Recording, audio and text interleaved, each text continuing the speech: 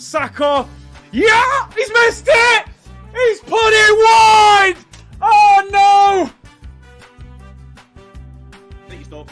Yeah. Oh no. Oh no. You can't miss the target. We have crumbled. West Ham are the last club in the world to say about effing things up. It's over.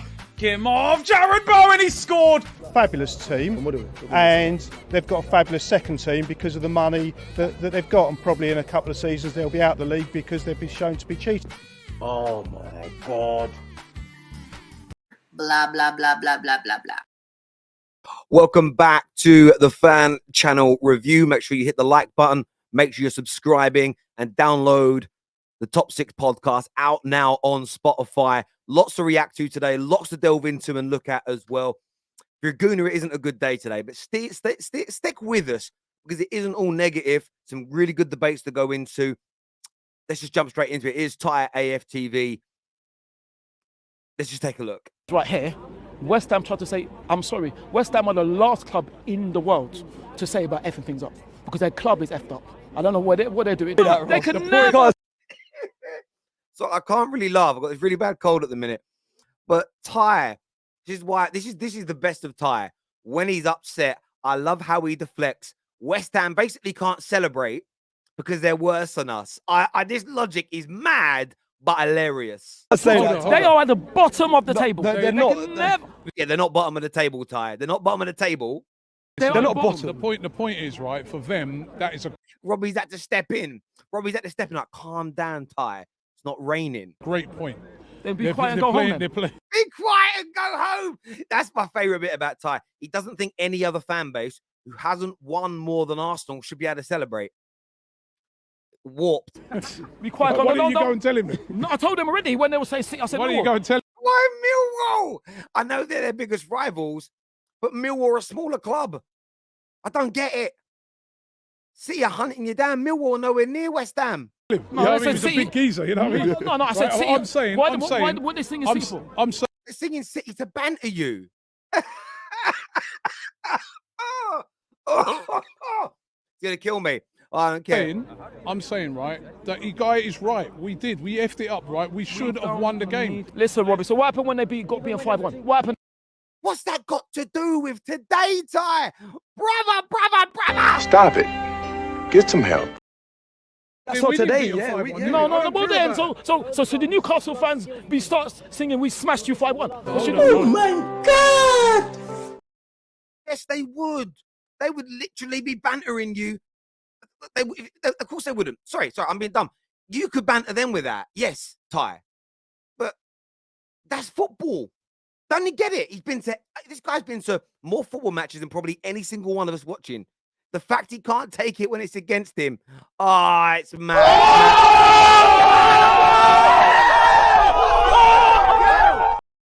They are a fabulous team, and they've got a fabulous second team.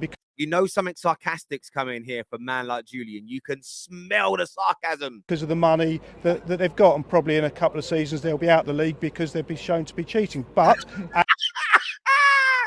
I knew it was coming. At the current situation we're in, City have two phenomenal teams. We have one phenomenal team and good reserves that come in. He's right in that, Julian. Of course, he has a dig, and he's entitled to the dig. He's a fan. He's upset that they've lost. But surely that has to go into your predictions. I still think Arsenal have the capabilities of winning the league with just one good team versus City's two good teams. Is that now being an excuse for Julian that has backed Arsenal for a long time, who only a few weeks ago said that this is basically looking like a one-horse race? Damn! Seen a lot of people saying I'm negative because You can't be negative. This cough, it won't go away. Said heads need to roll. But you are negative. Some numpty Spurs fan who sounds like his nose is bunged up on TikTok. Oh, you should be enjoying it. You should be happy you're in the title race. And I said, if heads need to roll if we don't win the league, right? That's still the case because we took Thomas Partey off today, which I'm going to come to in a bit. In fact, no, we'll come to it now. We took Thomas Partey off today He's not very happy, is he, Lee? He's not happy at all. And we brought Jorginho on. Cool, no drama with that. But what if we were bringing on Caicedo? I don't know. Thomas. Are Arsenal fans really going back to the January window? I thought their January window was brilliant. I mean, I thought it was quite good personally. Their man celebrated it. They backed Arteta.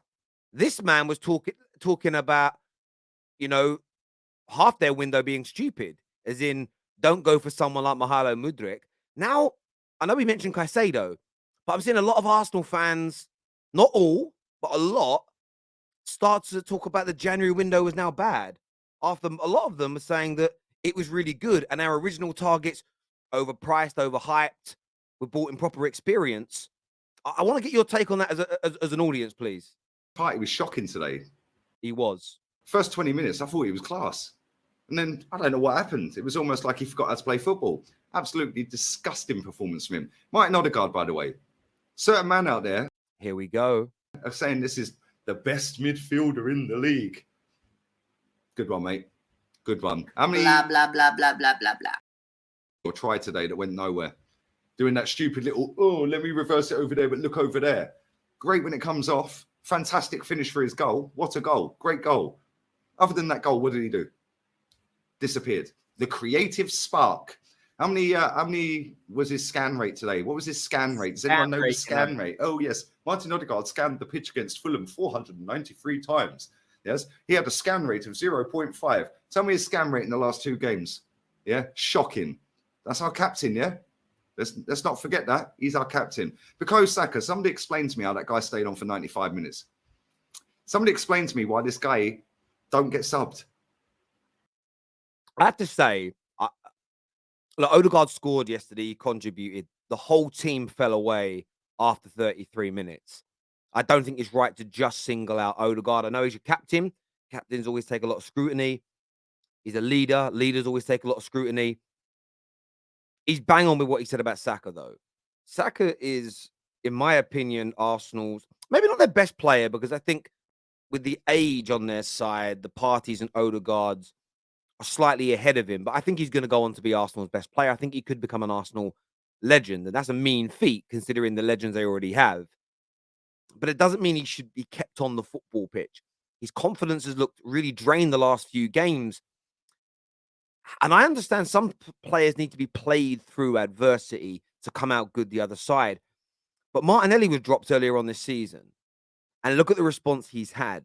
And whether you want to call it resting him, taking him out the firing line, or dropping him, because I know some fans in football love to argue semantics, maybe now is the time for Saka to spend a little bit of time on the bench. No! God, please, no! No!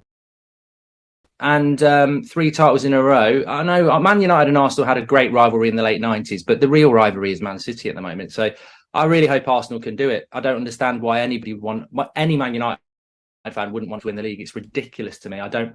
Maybe this. I have to say here with Mark, he's the only other Man United fan a prominent Man United fan on social media, and I mean that from the perspective of someone that I've seen. There might be other accounts I don't follow who's actually come out and echoed what I've been saying for weeks now. And I'm glad Mark's done it. Maybe I'll get less abuse from Man United fans now, because I know he's one of the most respected United fans in the world across social media anyway. It's just true. Any Man United fan happy that Arsenal dropped points yesterday and City got closer to them, you're celebrating the potential of our history being matched and or beaten by Man City this year. I cannot for the life of me fathom an explanation for that. I still can't. It doesn't compute in my brain. Maybe I'm dumb. Maybe I'm dense. Maybe I'm a little bit thick. Maybe when God was, handing out brains, I thought it was the queue for the milkshakes and I asked for an extra thick one. You know what I'm saying? Maybe I'm on the slow train. I don't quite get it. Do you know what I mean? Maybe I can only count to 20 when I've got sandals on. You know what I'm saying? Maybe. But I can't get why Manchester United fans, I cannot get it, why they want Arsenal to win the league. It's proper confusing to me. 2 for As I promise, like, and even it's been a weird these past few months. Always started at Anfield last week. It always did. If you looked at the fixtures, you know they've got obviously Liverpool, they've got obviously West Ham away. They've had those 2 games now. They've dropped points in those 2 games, but they've got Newcastle away, City away, Chelsea at home, and Brighton at home, who's going to be difficult as well. So they've got really tough games. It always started in this period. But if you said to Arsenal at the start of the season, this is where we'll be, they'd just snap your hand off, wouldn't you? You just said, absolutely, we'll take this position. So it's not a time for them now. How painful if they were to let it slip from this point. Look, Arsenal finishing second would still be an unbelievable season. That wouldn't be, Gary. Well, not now anymore. No, Gary, not now anymore. No. They've gone from 5th. Yeah. They've gone from land, man. No They've chance. gone from 5th. Right? It doesn't matter. They've got 7 points You've been clear. top of the table all season. I know, but you can't say just because they've got young players. I can't say because I thought they would drop points on the running, and it's now starting to happen. But they could still get over the line. But we don't know what's going to happen next year. Everybody is going to get stronger. Everybody is going to get better. Jimmy, such an interesting debate.